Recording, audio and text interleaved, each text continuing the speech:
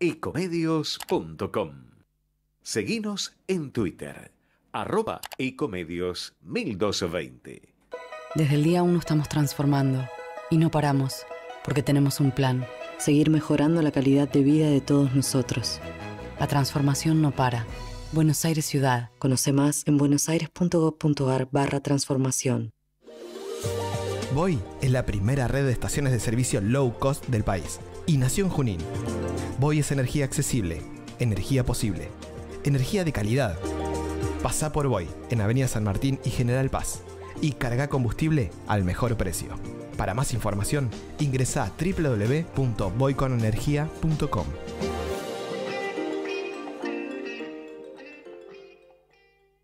Estudia actuación en Timbre 4. Niños, adolescentes, adultos. Dirección Claudio Tolcachir. Informes en www.timbre4.com. ExxonMobil se encuentra presente en la Argentina desde hace más de 100 años. Actualmente, con más de 2.000 empleados, lleva adelante desarrollos de recursos no convencionales en la provincia de Neuquén, proyectos de exploración costa afuera, un centro de servicios global y programas para el fortalecimiento de las comunidades. ExxonMobil está contribuyendo con el crecimiento del país.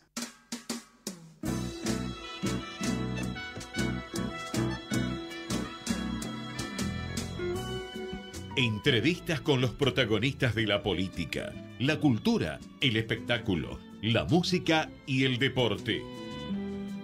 Un diálogo abierto para pensar desde una óptica diferente.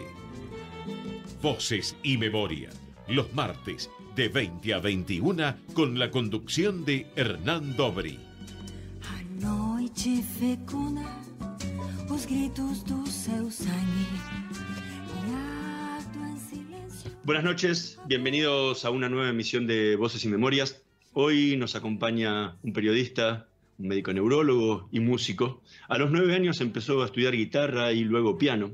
En el colegio dio sus primeros pasos como periodista, escribiendo en la revista Surcos. Egresó de la Escuela Superior de Periodismo del Círculo de Periodistas Deportivos de Buenos Aires. En paralelo estudió medicina en la Universidad de Buenos Aires, donde se recibió con diploma de honor. En 1985 tuvo una beca de periodismo político en el World Press Institute de St. Paul, en Minnesota. Al año siguiente recibió otra para hacer la especialización de neurología en la Universidad de Case Western Reserve en Cleveland, Ohio.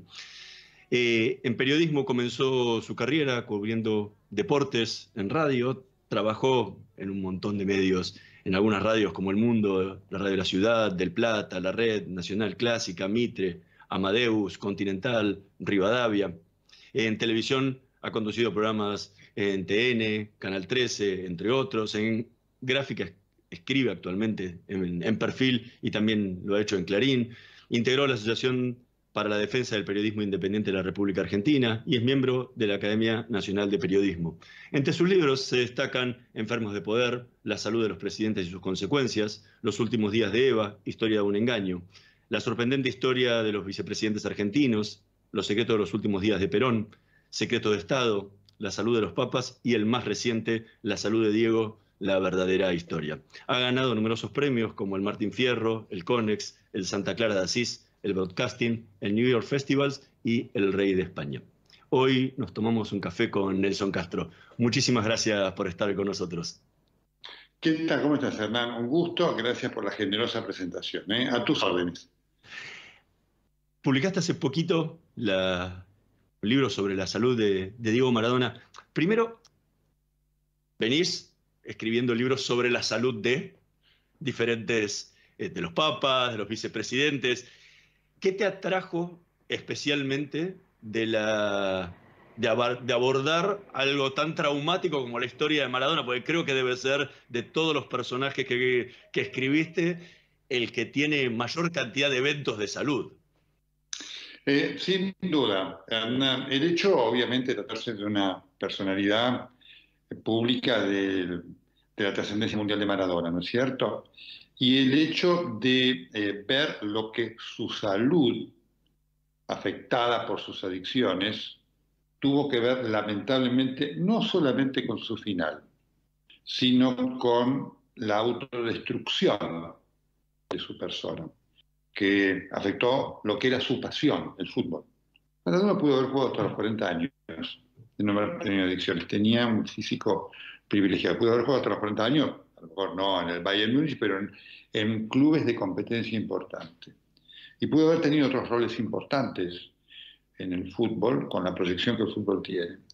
Y la historia de sus enfermedades vinculadas con sus adicciones fue el elemento conducente que, como observan los lectores, cuando se pone todo junto, genera un hecho de sorpresa e impacto. ¿Cómo fue el proceso de trabajo a la hora de investigar? Porque cuando tuviste que abordar el tema de los papas fue el acceso único al Archivo Vaticano en lo que tenía que ver con la salud de los papas. En este caso está muy vinculado con la causa judicial, ¿no? ¿Cómo fue el proceso de investigación y de trabajo para gestar lo que fue el libro finalmente? Aquí fue muy importante establecer un equipo, y ahí quiero destacar el trabajo de Pablo Corso y Juan Manuel Lombardero, que fueron a la recopilación de los datos anecdóticos en cuanto a hechos, circunstancias, cronología de las distintas patologías. Eso me permitió a mí trabajar con tranquilidad en lo que fue el gran desafío, que fue acceder a las fuentes médicas.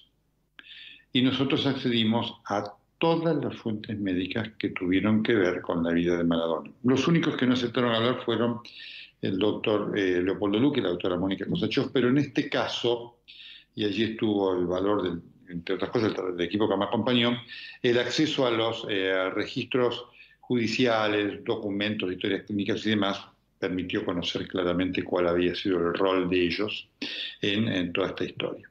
Así que recorrer toda la vida médica de Maradona implicó contactar a gran cantidad de médicos, la mayoría de los cuales nunca había hablado de la salud de Maradona. Y en este caso aceptaron hablarlo con todo detalle, con aportación además de elementos de datos, documentales y demás, que permitió hacer la reconstrucción que el lector encuentra, con el desafío de hacerla accesible al ego, ¿no es cierto?, para que tenga idea de lo que fue la vida médica de Maradona, que cuando, insisto, se la ve en continuidad, representa un verdadero drama médico. ¿Cómo es tu método de trabajo? Porque tanto en el caso de Maradona como en el caso de los papas y los otros libros, tenés una abundante cantidad de información, de documentación. ¿Cómo es tu proceso desde que arranca el libro, empezás a armar todo el equipo de trabajo para la investigación y luego el armado de lo que es la escritura para plasmarlo en papel? Sin duda, en este caso, el trabajo en equipo siempre es fundamental, y aquí lo fue, porque además había tiempos que cumplir.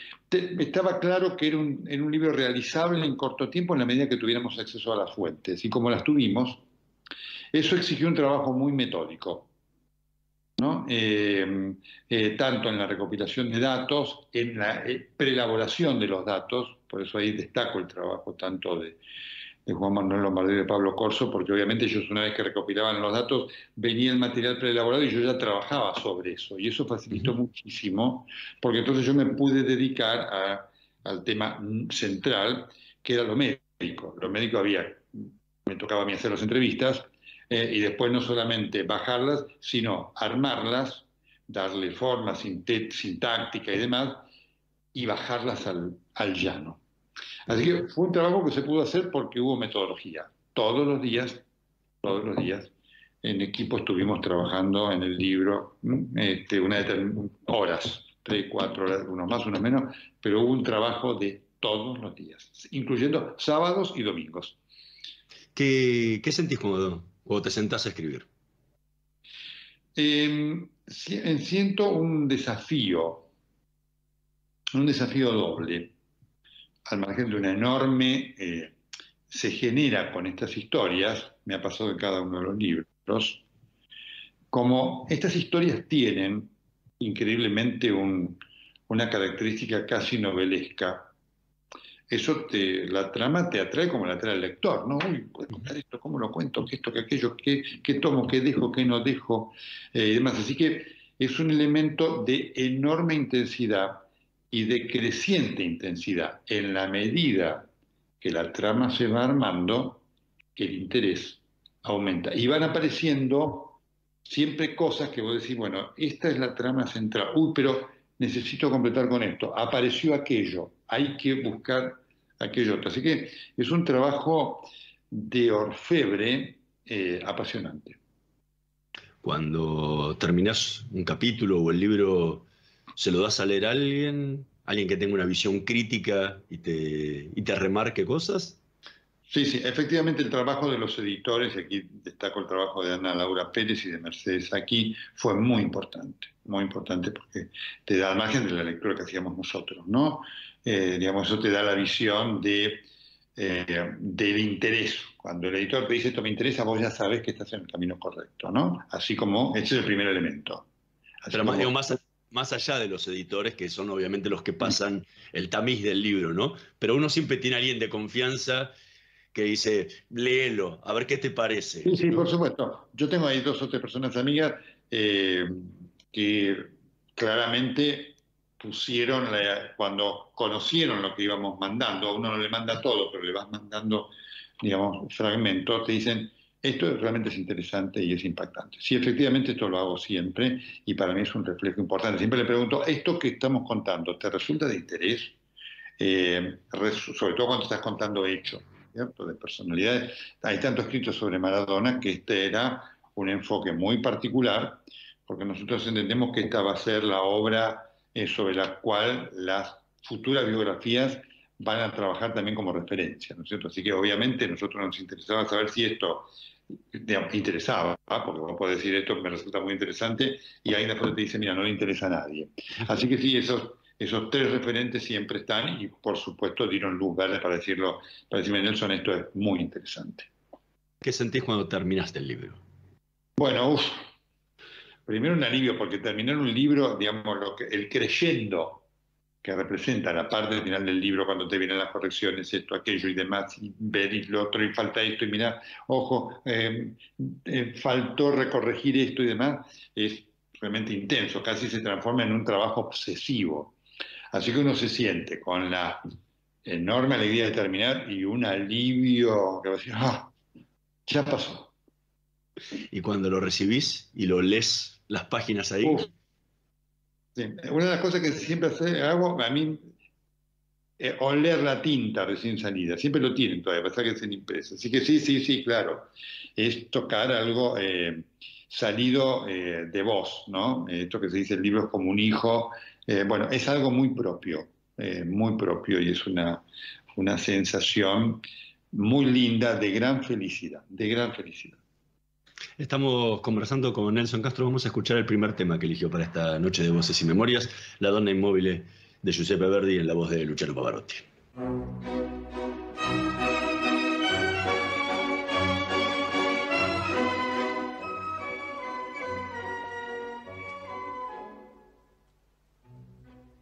La donna è mobile, qual piuma al vento, muta d'accento e di pensiero, sempre una labile, leggiadro viso, il fiato il riso e menzognero.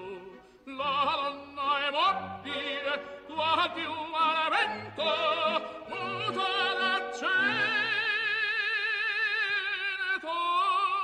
e di pensier, e di pensier, e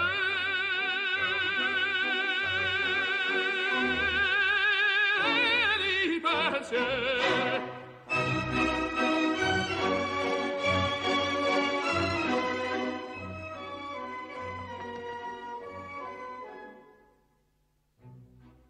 È sempre misero chi a lei s'affida, chi le confida, mal cauto il core, pur mai non sentesi felice appieno chi su quel seno non li va amore.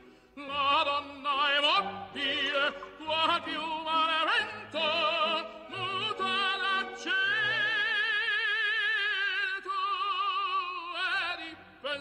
piacere e di pensier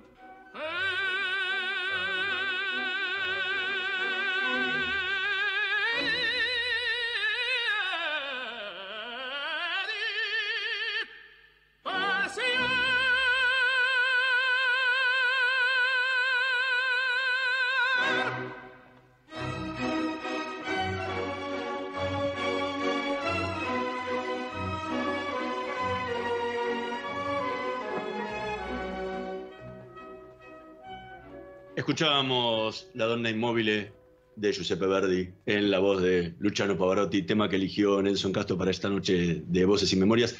¿Por qué este tema?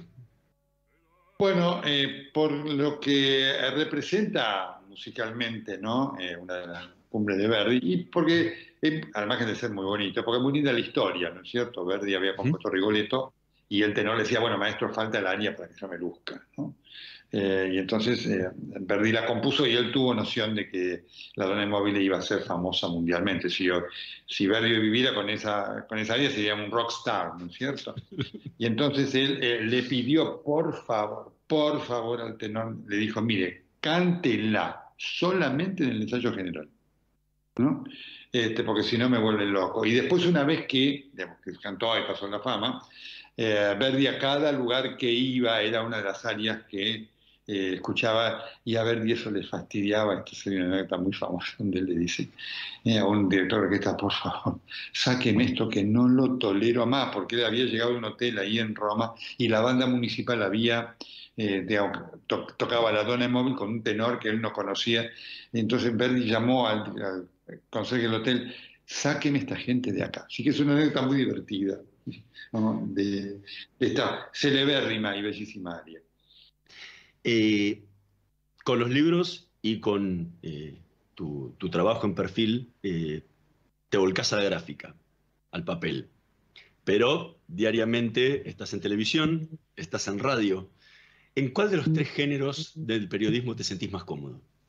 Me siento cómodo en los tres, y es muy lindo porque cada uno tiene lo suyo, ¿no? Claro. Los disfruto a los tres, y tienen una capacidad de complementarse que es fantástica, ¿no? Que solamente cuando lo experimentás lo vivís, y que da idea de la vigencia de los medios, ¿no? Es muy interesante tu pregunta, porque siempre la idea de que la tecnología va a dejar a un medio fuera de órbita está presente y se repite. Y ningún medio va a estar fuera de órbita, porque todos tienen su característica, para todo hay su público, ¿eh? Y ese público no se extingue, existe permanentemente. Sí, aparte tienen una diferencia cada uno, ¿no? Y ya hemos visto que han declarado la muerte de la radio cuando surgió la televisión, y siguió, y la muerte de las gráficas durante tanto tiempo, y los tres siguen en paralelo con sus características cada uno, ¿no? Absolutamente, absolutamente. Es un tema muy importante, porque algunos hoy hablan de que las redes sociales van a reemplazar los medios. No, van a tener su rol, como los medios formales van a tener su rol con sus características. ¿Por qué sos periodista? Porque el periodismo me permite algo fenomenal. Ser un testigo privilegiado de los hechos. ¿Y qué representa el ser testigo privilegiado de los hechos? Dos cosas: contarlos y poder acceder en una gran cantidad de casos a hablar con los protagonistas de los hechos. Y eso es algo apasionante como tal, porque le da al periodismo una vitalidad perenne. Ahora, ¿qué fue lo que terció en el momento de que tomaste la decisión de decir, soy periodista y dejo la medicina, la práctica de la medicina, una carrera que te había llevado tantos años de estudio, con tanto perfeccionamiento, y que tenías también una carrera por delante muy importante? ¿Qué fue lo que terció para decir, bueno, me quedo con el periodismo y dejo de lado la práctica profesional del... Las circunstancias. Efectivamente, mi carrera cambió en cuanto a perfil profesional, porque yo hasta el año 93 pude desarrollar las dos carreras perfectamente en sintonía y con un nivel de complemento fantástico. Era una gran felicidad no tener que vivir en la medicina. Porque Entonces, obviamente, el enfoque era absolutamente distinto. El episodio de Menem, de la carótida de Menem, que a mí me tocó informar cuando la mayoría hablaba de algo que no se sabía, a mí las circunstancias me permitieron conocer lo que pasaba, porque yo conocía al médico que lo operó, a Menem, una luminaria de la cirugía cardiovascular mundial, el doctor Juan Carlos Parodi, hizo que apareciera yo como el que sabía lo que le pasaba al presidente, ¿no? Y eso, en lo mediático, tuvo no solamente impacto, sino que traspasó eso, y fue a lo médico, y entonces terminó generando, lo mediático es muy validante de lo médico, ¿no? Terminó generando un nivel de demanda médica que era imposible de manejar. Y un gran maestro mío de la medicina, el profesor doctor Nicolás Lavalle, me dijo: mira, Nelson, si vas a seguir con el periodismo, a partir de este momento te va a costar mucho manejar la demanda médica que tengas. Y eso te va a generar zonas éticas grises y a lo mejor te va a exponer a algún error. Vos vas a hacer periodismo político y eso inclusive puede venirse como un boomerang. Y yo lo comprendí eso. Y me di cuenta que era imposible, porque ya la dinámica de la actividad periodística cambió. Así que esa fue la decisión que tomé y es una decisión de la cual por supuesto no me arrepiento. Yo sigo estudiando medicina, estoy muy actualizado, a veces si me piden en consulta veo a algún paciente, pero obviamente, ¿no? Ese fue el elemento que llevó a un cambio que fue obviamente de mucha trascendencia en mi vida, muy pensado y muy analizado. Pero recién decía, menos mal que no tengo que vivir de la medicina. ¿Por qué? Porque vivir de la medicina en la Argentina es muy complicado, el sistema de salud está complejo, el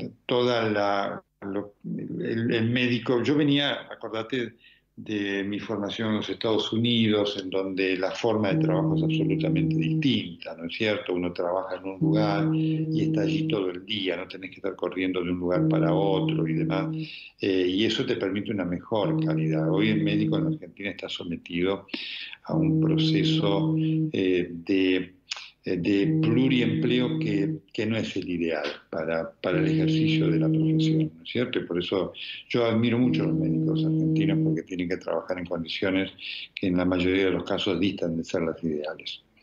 Pero no es muy diferente a lo que nos toca trabajar a los periodistas, ¿no? No, por supuesto que no. Pero en el caso de la medicina, donde, es decir, el hecho de que vos tenés el trabajo del médico es de una concentración permanente todo el tiempo. Vos no podés aflojar un minuto, tenés que estar igual a las 8 que a las 5 de la tarde y demás.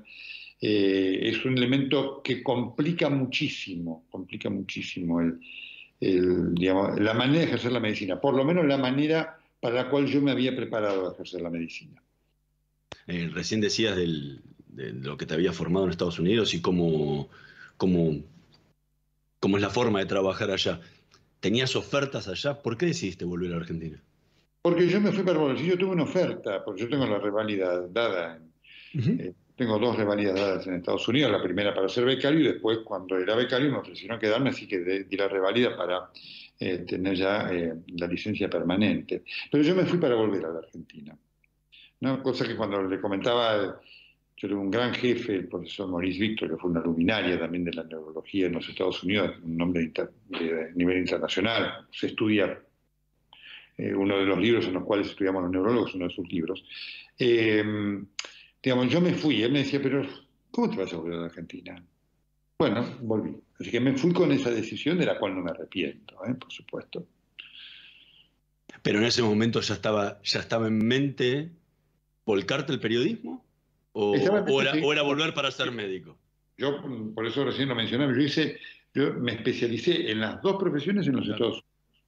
Así que yo ya tenía, digamos, ya en los Estados Unidos, cuando yo estaba haciendo la especialización médica, yo era colaborador para algunos medios en los Estados Unidos y algunos medios para acá. Así que formaba parte de mi vida el compartir las 2 profesiones. Estamos conversando con Nelson Castro. Vamos a hacer una pequeña pausa. En un minutito más volvemos con más Voces y Memorias. No se vayan. Vamos la radio, somos tu voz. Vamos con Eco, siempre la verdad y la mejor información. Estamos llenos de historias verticales. Girá tu celular. En Catamarca tenés algo distinto para contar. Girá, girá, no te pierdas de nada. Vení a contar una historia distinta.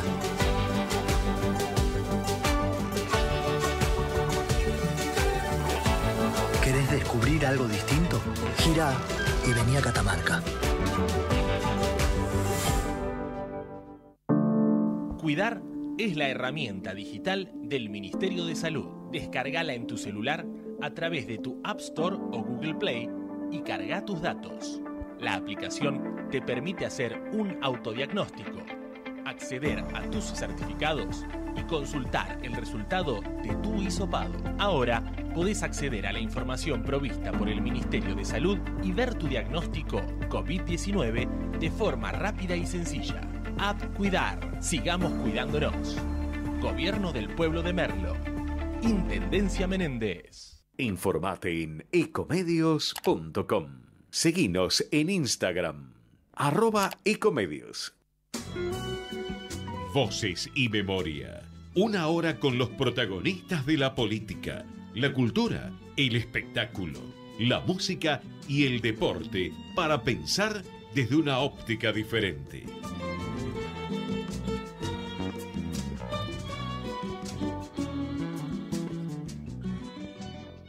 Seguimos en Voces y Memorias conversando con Nelson Castro.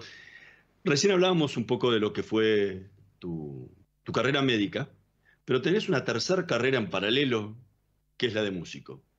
Y que comenzó casi... No, carrera por el comienzo, o sea, porque comenzó con una seriedad que podría haber terminado siendo tu profesión tranquilamente. Sí, yo comencé a los 9 años y meses de estudiar. Estudié guitarra primero, estudié con un gran maestro, Roberto Imbrogliano, y a los 14, 15 años me recibí de profesor de guitarra. Así que después seguí estudiando composición y empecé a estudiar algunos rudimentos de dirección de orquesta con el maestro Ferruccio Marzán. Y hasta los 17 años yo di conciertos de guitarra y demás. Así que estuve a punto con la intención de entrar al Teatro Colón y demás. Pero después, por supuesto, ahí hubo una limitante horaria y eso, hizo que 2 carreras pudiera hacerlas, 3 no.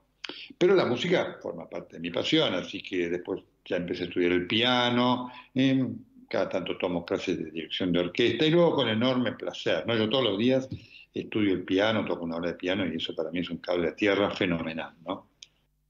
¿En algún momento barajaste la posibilidad de ser concertista y dedicarte porque en las entrevistas que te escuché decir decía que siempre de chico estaba la medicina y el periodismo, pero no la música como opción? No habías empezado desde chico, ¿no? No como tal, pero el intento lo hice. Yo intenté, digamos, di una preselección para ingresar al Colón, para estudiar dirección de orquesta y había quedado preclasificado, después tenía que dar el examen, final y demás, pero cuando llegó a esa instancia, que en la selección, me acuerdo que uno de los maestros dijo, mire, usted antes del examen queremos decirle, no sabemos si lo va a aprobar o no, pero para que lo sepa usted tiene que estar acá 14, 16 horas. Yo dije, ¿cómo 14, 16 horas? No. Imposible, puedo estar muchas horas, pero no, si no está 14, 16 horas que queda libre y se terminó, así que ahí terminó, ¿sí? Realmente ahí fue, digamos, el destino fue sabio.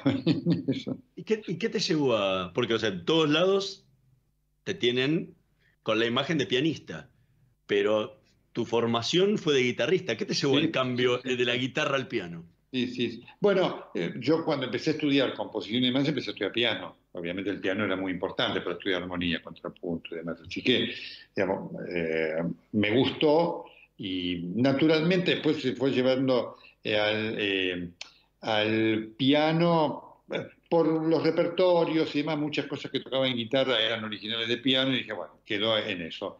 Y claramente, de tener más tiempo podría practicar los 2 instrumentos, pero quedó el piano. ¿Y qué sentís cuando te sentás al piano a tocar? Una enorme felicidad. Y siempre digo, cómo me gustaría tocar bien. Realmente, así que me produce una enorme felicidad y para mí es una fuente de energía. La música es algo maravilloso, yo le agradezco a la vida, ¿no? Es algo que me siento transportado y cuando termino, me siento con otra energía para seguir el día. Y el día que a lo mejor algún día hay que no puedo hacerlo, algo me falta, algo noto internamente que me falta. ¿Y qué diferencia hay entre esa sensación que tenés cuando te sentás al piano que la que tenés cuando te sentás a escribir? Es diferente. Pero es difícil definirlo, ¿no? Cuando escribís sobre algo concreto. Mi trabajo es escribir sobre cosas concretas. Yo no soy un escritor de ficción, ¿no? Cuando ejecuto el piano, yo noto que la mente está en otra dimensión. No sé, está en otra dimensión, claramente, y es, cuando yo escribo estoy en contacto con el mundo. Cuando toco música, el mundo es el do sostenido, es el fa, es el acorde dominante, la subdominante, es ver cómo resuelvo esta dificultad, cómo suena, es otra cosa. ¿Y te planteas desafíos a la hora de tocar? Digo, a nivel, Sí, claro. a nivel de partituras, o sea, vas explorando en puedo- nuevas obras. Los que puedo enfrentar, los enfrento. Si no, hay algunos que sé que no. Así que el tercer concierto de Prokofiev no lo podré tocar nunca. No, te pregunto porque el estudio de una partitura requiere justamente de mucho estudio, de sentarse, practicar, más allá de que vayas a dar un concierto o no, solamente para poder ejecutarlo. Efectivamente. Y es algo que sé que haces por placer. Entonces digo, ¿cómo es ese momento a la hora de decir, bueno, ok, me cansé de tocar siempre esta sonata, ahora voy a buscar otra o buscas nuevos desafíos? ¿Cómo es? Es muy interesante porque siempre uno lo está buscando, ¿no? Una vez le preguntaron a Arthur Rubinstein, pero maestro, ¿no se cansa de tocar siempre lo mismo? ¿Y quién le dijo que lo que toco es siempre lo mismo? Cada interpretación de la misma obra siempre tiene algo diferente, siempre. Y siempre encontrás algo diferente, que a veces te sorprende porque lo encontrás de casualidad. ¿Y con el periodismo cómo es? Porque también te sentás todos los días adelante del mismo micrófono, pero siempre es algo diferente también, ¿no? ¿Cómo es la sensación? Absolutamente. Eso es lo increíble y lo fantástico del periodismo, ¿no es cierto? Enfrentar lo diferente cada día. Aun cuando la realidad argentina es muy repetitiva, ¿no? Lamentablemente. Pero siempre te encontrás con algo diferente que te sorprende y que le da esa dinámica única, ¿no? La dinámica única de lo que se va armando, ¿no? La realidad se va armando, vos no sabés lo que va a pasar dentro de una obra. Y eso es una cosa apasionante y desafiante a la vez, ¿eh? ¿Y cuál es la sensación cuando se prende la luz roja? De enorme familiaridad, de enorme familiaridad. De uno se encuentra como estoy hablando contigo, ¿no? Y eso es una cosa muy, muy especial y muy linda, ¿no? Porque obviamente lo familiar representa algo placentero. ¿Y qué diferencia hay entre esa familiaridad cuando estás sentado frente a un micrófono en la radio que cuando estás frente a una cámara en la televisión? Te lo pregunto porque cuando hablas con un actor, te dice en el teatro, soy diferente. Sí, claro. Que cuando estoy grabando una telenovela o cine. ¿Hay diferencia en eso en el periodismo?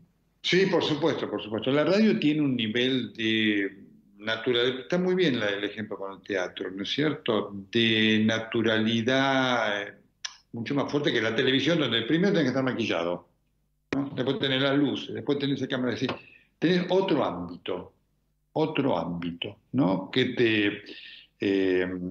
te cambia desde la postura, ¿no? El hecho de que está maquillado, bueno, ojo, mira el traje, la arruga que está sentado, nadie te dice, mira si está maquillado o no está maquillado, cómo estás vestido y demás. Así que sin duda que es diferente. Lo cual no significa que sea uno más atractivo que el otro, que no sea atractivo. Es diferente. Claramente es diferente. Y hoy, después de tantos años de ejercer la profesión, ¿cómo ves, cuando mirás para atrás, cómo ves ese Nelson Castro que arrancó en periodismo deportivo hace tantos años? Yo siempre doy una definición, ¿no? Para dar idea de lo que ocurre cuando miro atrás, ¿no es cierto? Ya con 46 años de profesión, ¿no?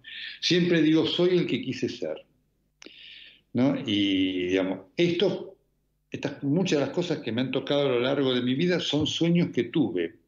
Por eso yo soy muy agradecido de la vida y de la profesión. De la vida y de la profesión. Decís que sos lo que quisiste ser. Sí. ¿Qué era lo que querías ser? Un periodista que pudiera tener, más allá de eso, el reconocimiento, siempre uno lo busca en cuanto a valoración de lo que haces, ¿no es cierto? Pero que pudiera haber transcurrido mi carrera por los caminos que han transcurrido hasta acá. Realmente eso formaba parte de mi sueño. Yo cuando lo veo en retrospectivo digo, wow, qué increíble, qué generosa ha sido la vida conmigo. Yo soy muy creyente, se lo agradezco a Dios, porque este era el camino que yo anhelaba recordar. O sea, cuando empezaste la carrera y empezaste estudiando periodismo deportivo y empezaste en deporte, ¿soñabas con ser periodista político? Sí, yo rápidamente tuve esa intuición, ¿sabes? No lo sabía cuando empecé. Y rápidamente se despertó. Y el periodismo deportivo en aquellos años a mí me ayudó muchísimo, porque me permitió, entre otras cosas, viajar. Yo conocí toda Latinoamérica gracias al periodismo deportivo, y eso me sirvió con los años, ¿no es cierto? Me di cuenta que me sirvió muchísimo, muchísimo, para conocer realidades, culturas y demás. Eran estadías a lo mejor breves, pero que fueron muy intensas y muy útiles. ¿Y qué era en ese momento lo que te atraía del periodismo político? Bueno, el hecho de darme cuenta de las cosas que pasaban. Es decir, había cosas que pasaban que tenían que ver con, en las cuales el deporte tiene una conexión con la política enorme, ¿no es cierto? Con lo social, era una puerta que me veía. Yo me acuerdo, qué sé yo, el tema doy un ejemplo, ¿no? El tema de lo que eran los cárteles de la droga en Colombia. Además, yo lo conocí en mis primeros años de trabajo, años 70, empecé en el 75, 77, 78, hago un viaje a Colombia. Y allí me acuerdo que empiezo a ver con colegas, mira, acá está el tema del cártel de fulano, de mengano, cosas de las cuales acá prácticamente no se hablaba. Y yo me acuerdo que me vine de ese viaje de Colombia, al margen creo que fue una cosa con el América de Cali, que estaba Bilardo además, al margen de lo de fútbol, hablando de que, mira, en América de Cali está el cártel de tal, de la droga, además. Así que fue notable las circunstancias que se abrieron para que yo pudiera conocer cosas que estaban por fuera del deporte, tenían que ver con la política y de las cuales pude entrar a través del deporte. Estamos conversando con Nelson Castro. Vamos a escuchar la segunda obra que eligió para esta noche en Voces y Memorias, Wintergreen for President, de George Gershwin.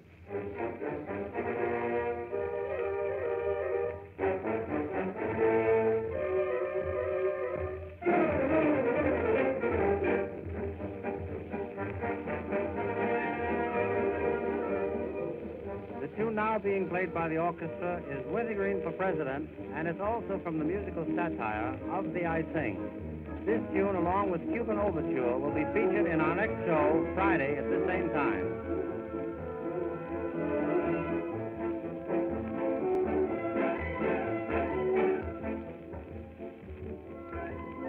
Our intimate review of modern music is headed by George Gershwin, America's leading popular composer. The orchestra is under the direction of Louis Kaplan. The program is presented by Benemin, the delicious chewing gum laxative. Don Wilson speaking. This is the National Broadcasting Company.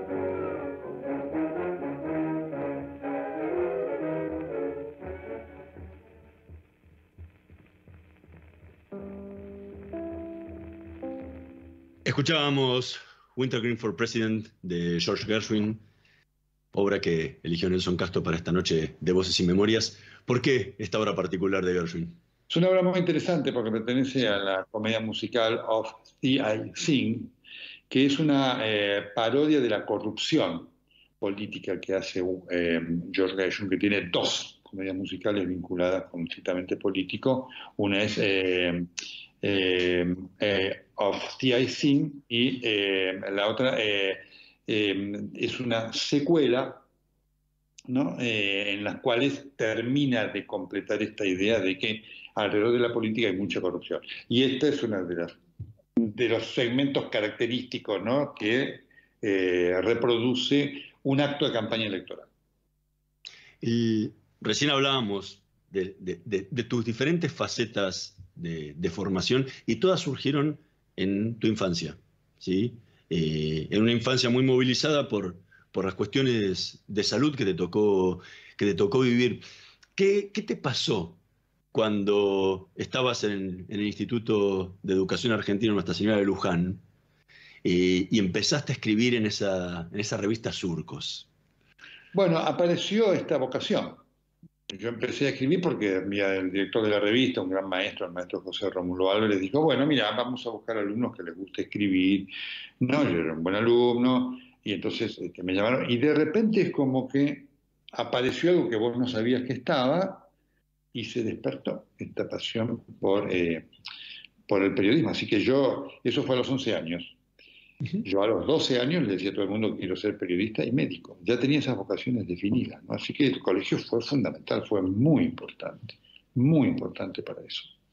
Me llama la atención de vuelta que a los 9 ya estudiabas guitarra y que dijeras, quiero ser periodista y médico, pero que la música no la tuvieras presente sí. como posibilidad, ¿no?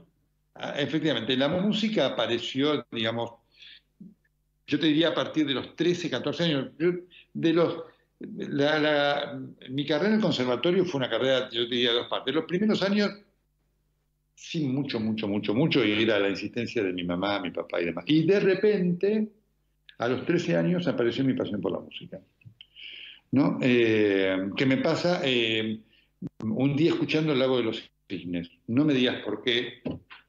Yo no tenía la más mínima idea de lo que era El lago de los cisnes a los 13 años, ni lo que era Tchaikovsky.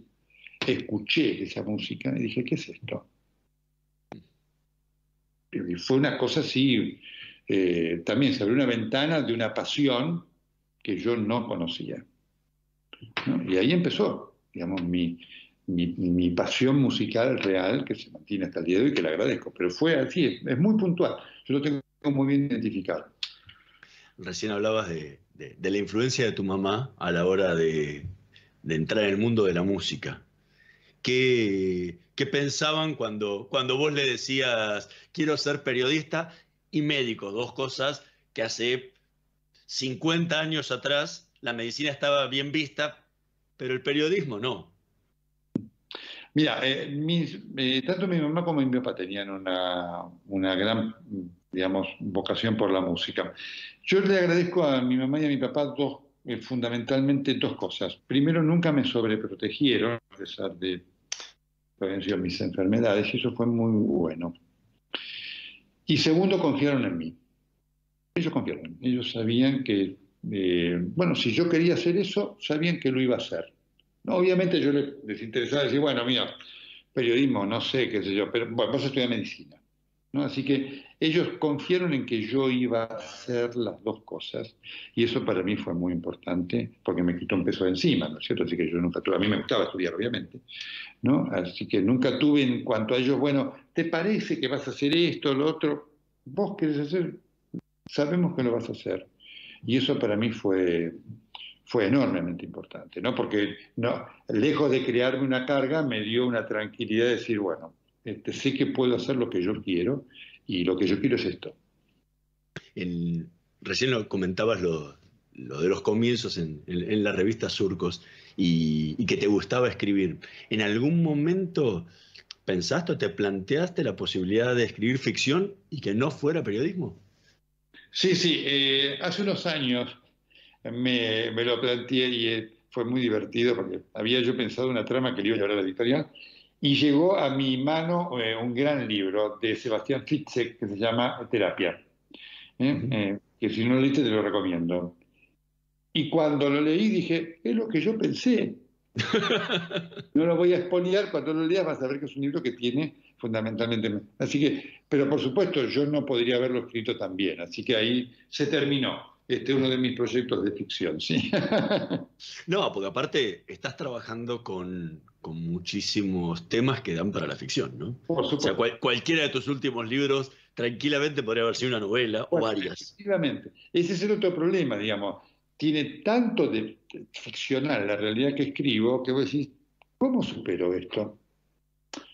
Un libro como lo de Maradona, por ejemplo.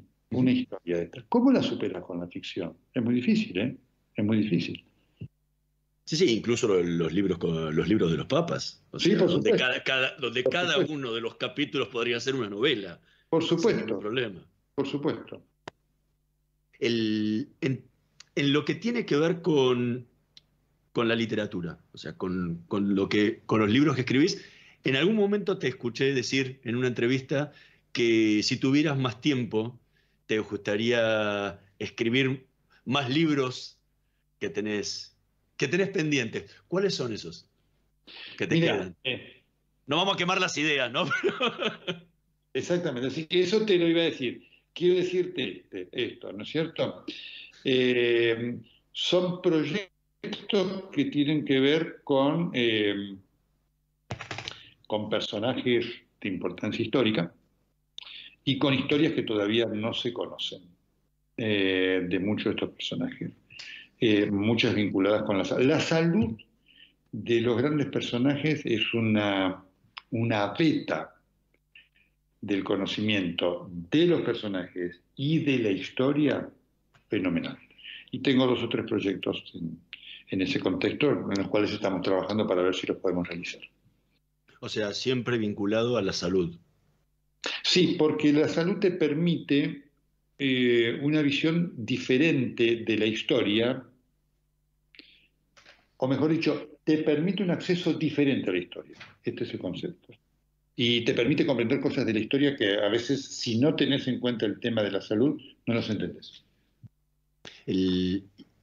¿Cómo trabaja el marco histórico dentro de lo que escribís? Porque en muchos casos te metés con la historia. O sea, la salud de los vicepresidentes, te metiste con todos los vicepresidentes a trabajar y cada uno tiene un marco histórico diferente. En el caso de los papas pasa exactamente lo mismo. Digo, ¿cómo te nutrís de ese marco en el que gira la historia principal que tiene que ver con la salud del personaje?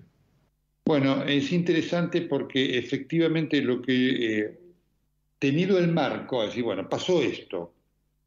Y a veces, no siempre, pero a veces voy a decir, mira, esto está conectado con este hecho. A él le estaba pasando esto, desde el punto de vista de la salud.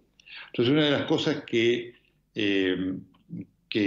ha permitido ese marco es una interpretación diferente. Había pasado esto, pero nadie tuvo en cuenta que desde el punto de vista del contexto, esta persona estaba con este proceso o tenía esta personalidad y permite entender lo que él hizo o no.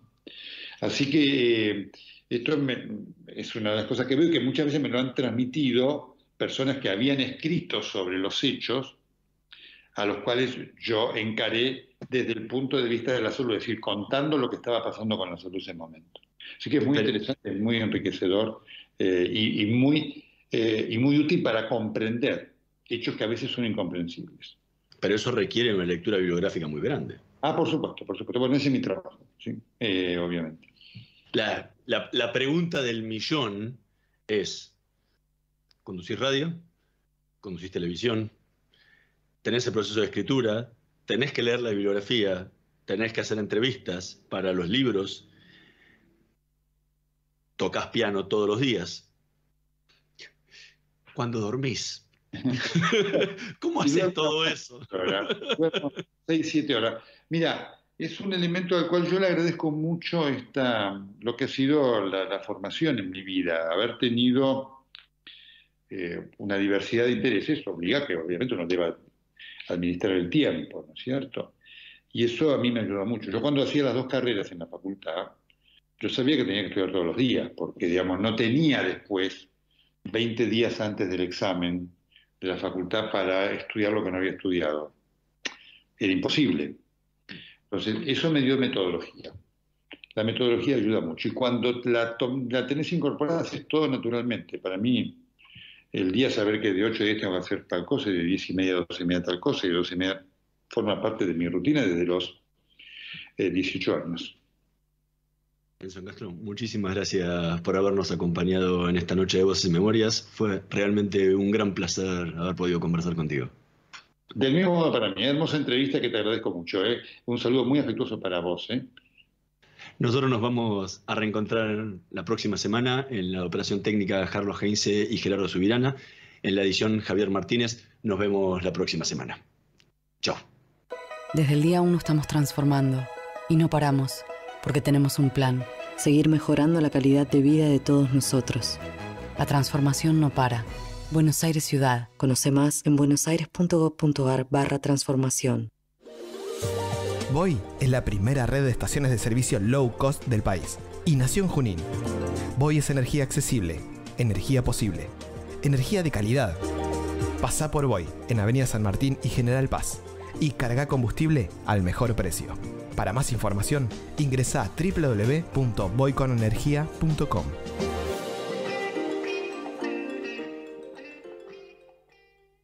Estudia actuación en Timbre 4. Niños, adolescentes, adultos. Dirección Claudio Tolcachir. Informes en www.timbre4.com. ExxonMobil se encuentra presente en la Argentina desde hace más de 100 años. Actualmente, con más de 2.000 empleados, lleva adelante desarrollos de recursos no convencionales en la provincia de Neuquén, proyectos de exploración costa afuera, un centro de servicios global y programas para el fortalecimiento de las comunidades. ExxonMobil está contribuyendo con el crecimiento del país.